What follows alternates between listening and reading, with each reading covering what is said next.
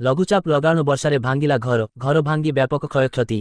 লঘুচাপ লগানো বর্ষাରେ ଭାଙ୍ଗିଲା ଘର ଘର ଭାଙ୍ଗି ବ୍ୟାପକ କ୍ଷୟକ୍ଷତି। ଏପରି ଘଟଣା ସାମ୍ନାକୁ ଆସିଛି କରଞ୍ଜିଆ ବ୍ଲକ ଅନ୍ତର୍ଗତ ବଡ଼ଗାଁ ଗ୍ରାମପଞ୍ଚାୟତର ମଲ୍ଲାରପଦା ଗ୍ରାମରେ। ସେହି ଗ୍ରାମର ବିରଞ୍ଚି ନାୟକ ଏବଂ ମୋହନୀ ମହାକୁଡ଼ଙ୍କ ଲଘୁଚାପ ଲଗାଣ ବର୍ଷାରେ ଦୁଇଟି ଘର ଭାଙ୍ଗି ଧାନ ଚାଉଳ ସହିତ ଗୋଟିଏ ଛେଳି 10ରୁ ଅଧିକ କୁକୁଡ଼ା କାନ୍ଥ ଜାକି ହେବା କାରଣରୁ ମୃତ୍ୟୁବରଣ କରିଥିବା ଦେଖିବାକୁ ମିଳିଛି। ଗତକାଲି ମୟୂରଭଞ୍ଜ ଜିଲ୍ଲାକୁ ପାଣିପାଗ ବିଭାଗ ରେଡ୍ ଆଲର୍ଟ ଜାରି କରିଥିବା ବେଳେ ଜିଲ୍ଲାର ବିଭିନ୍ନ ଜାଗାରେ ବ୍ୟାପକ ବର୍ଷା ହୋଇଥିବା ବେଳେ ଏଥିରେ ବ୍ୟାପକ କ୍ଷୟକ୍ଷତି ମଧ୍ୟ ଏବେ ସାମ୍ନାକୁ ଆସିଛି। ଗତକାଲି ଶିମିଳିପାଳ ଅଭୟାରଣ୍ୟର କବାଟଘାଇ ଠାରେ ଜିଲ୍ଲାର ସର୍ବାଧିକ 139 ମିଲିମିଟର ବର୍ଷା ରେକର୍ଡ କରାଯାଇଥିବା ବେଳେ କେନ୍ଦୁମୁଣ୍ଡିରେ 129, ଡୁକୁରାରେ 92, ରାମତୀର୍ଥରେ 85, ନାଓନାରେ 71, ଚହାଲା 74 ମିଲିମିଟର ବର୍ଷା ରେକର୍ଡ କରାଯାଇଛି।